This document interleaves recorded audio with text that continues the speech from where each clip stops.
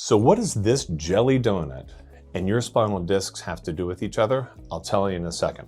So you've been diagnosed with a disc problem. Your doctor has told you you have a disc problem, or maybe you just think you've got a disc problem. There are all sorts of different kinds of disc issues that you may develop. You can have a bulging disc, you can have a herniated disc, a sequestered disc, an extruded disc, a broad-based disc bulge. There's lots of things that can happen. So the question is, how did you get here?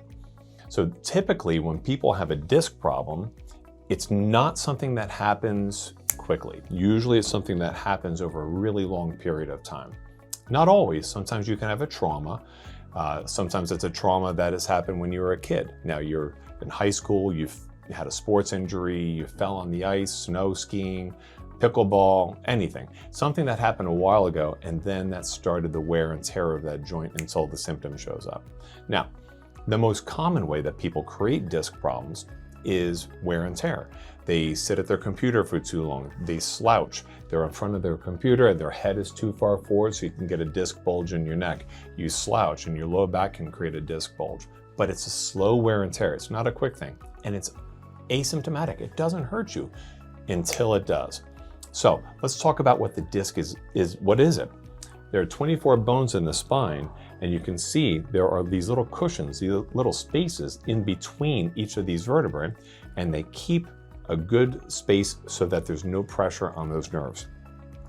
So it looks sort of like that. Much like the jelly donut, there's gel on the inside of the disc, but the outside of the disc is these outer fibrous rings that are really, really sturdy.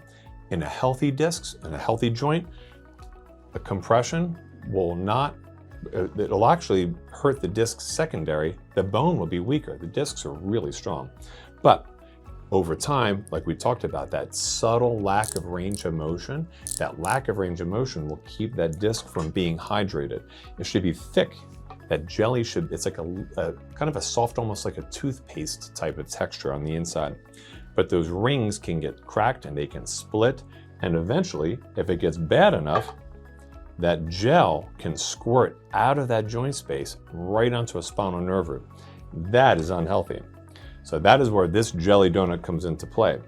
The discs are very stable by themselves, but what will happen is instead of having good motion, it'll just be compression on one side. And when that gel comes out like that, that is when you end up having that bulging or herniated disc. So if that's happening to you, call our office because we can see what the degree of damage is and what we can do about it. Talk to you soon.